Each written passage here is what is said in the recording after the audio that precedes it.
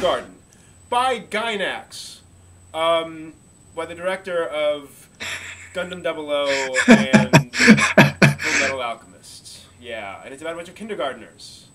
And it's exactly what you think. Yeah, yeah.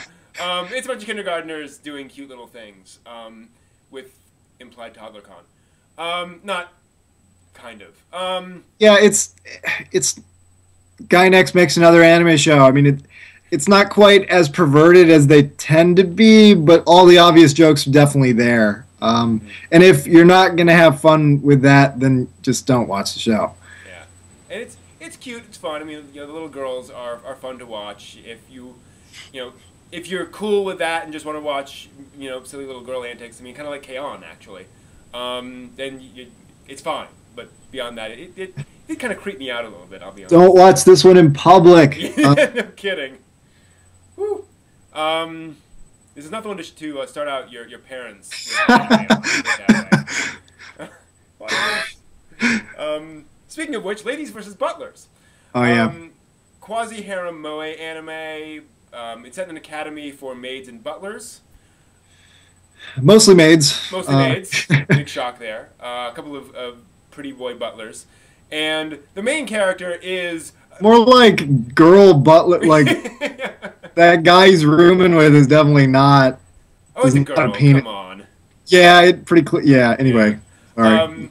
So the main character, I want to see if you can guess what the main character might be like. Outsider, maybe? Tends to fall on girls and grope them accidentally. Really awkward. Every hentai protagonist ever. Yeah, this one's beating you over the head. Yeah, totally. And he gets involved with the haughty girl and then the girl next door, kind of, who proceeds to torture him. Yeah, this is hentai without being hentai. That's exactly what it is. Lots of panty shots, underwear, things like that. There is new. Did you watch the late night version? Yes, I did actually. Yeah. Okay, because that has the rant. Of course, they're dumb because they're just stills. Yeah, yeah. That's what I'm searching for. Nipples. Wow. Yeah, it's like oh my goodness, you just oh. Yeah, I'm totally a pervert now. But yes, it's fine for what it is. I mean, it's a harem anime basically. I did want to mention it does have 98 ton in it. Directly, the green hair, braids, goofy, and large cast. So if you do like those sort of large cast, harem type anime with goofy humor, there you go. You go watch that. We will not. First episode has oral sex, so if that encourages you, go do it. Yeah. Moving on to Ookami Kakushi, which we actually had a somewhat better opinion of. Oh boy. It's actually the original visual novel is by the director of Higurashi. So it's kind of a similar kind of a thing, but lighter in tone. It's by AIC, so they don't. Animation sucks. That's what we're trying to tell you. I'm just kidding. But yeah. So think like F A Tale of Memories, kind of. Weird stuff going on. Oh boy. Decent anime. Well, actually, not animation-wise. I was gonna say, is that what you tried to say? No. Yeah, F has a budget for like maybe 100 cells per episode. The backgrounds. We'll give you money. All right. Well, since we bring up F in every recording we do, yeah, never mind. This is. I haven't even seen Higurashi. My first response was, "This is Higurashi." I know what Higurashi is, obviously, but yeah, it's.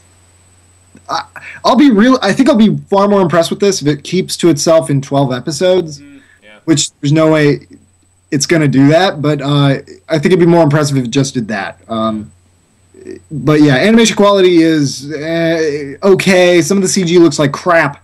Not terrible crap, but like okay, looks sort of old. Mysterious Killer. Yeah, it's ASC. So we'll see where it goes. It's sort of. I giggled a few times. Yeah, and it has the advantage that the mystery is not like people will come stab you at the night.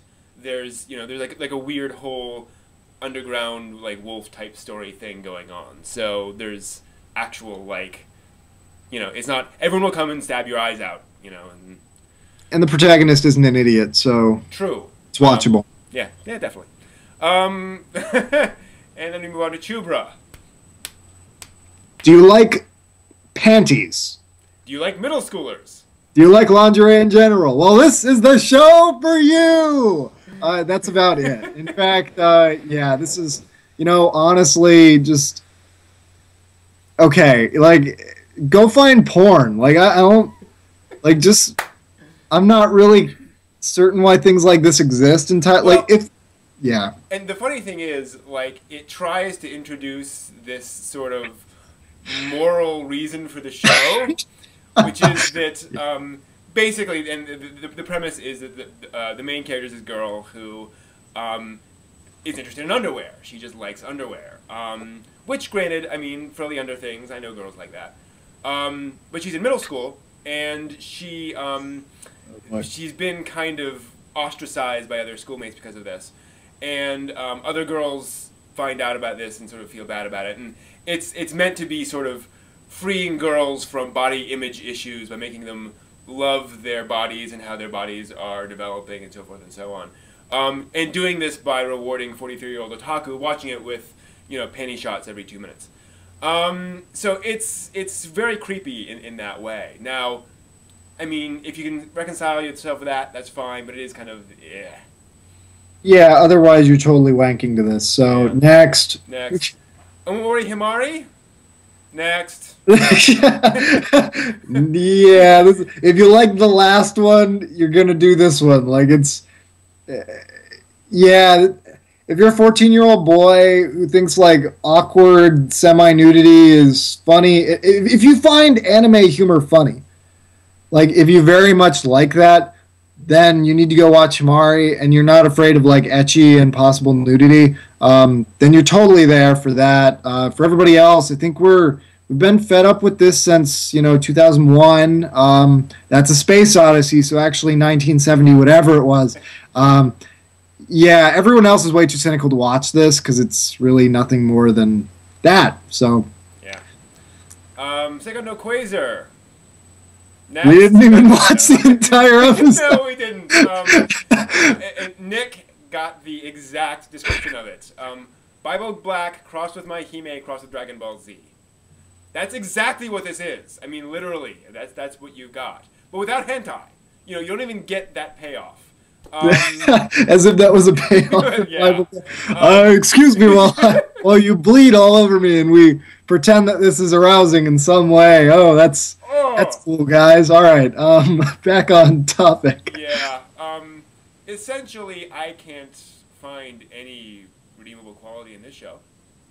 It's as a very great stand-up comedian once said, it's the same crap you've seen over and over and over again. It is. It's an amalgamation of everything you've seen before. It's very conventional.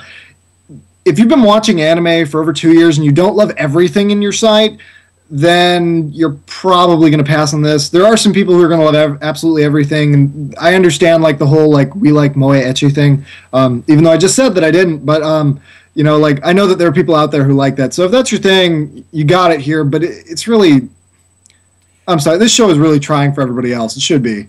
And even there's very little ecchi material. It's an occasional panty shot. It's stuff. The character designs are mediocre. The animation's mediocre. Characters are mediocre. And there's just I've seen worse, but it's kind of blah. Yeah. Sorry. Moving on. Finally, Cobra the animation, which neither of us have seen. I haven't seen. I'm sorry. Yes, that's.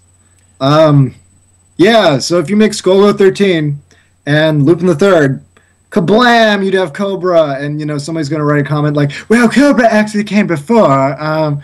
Regardless of that, yeah, fine, okay. But if you've seen either of those, whether it's the new Gogol 13 show or if you've read some of the manga or whatever, it's got a little bit of a dark edge, not too much of it, but it tends to err on the Lupin the Third side. People totally die, but they don't die terrible bloody deaths. So I don't know. It's about as gar as Gogo is, but it doesn't have the violence as strongly.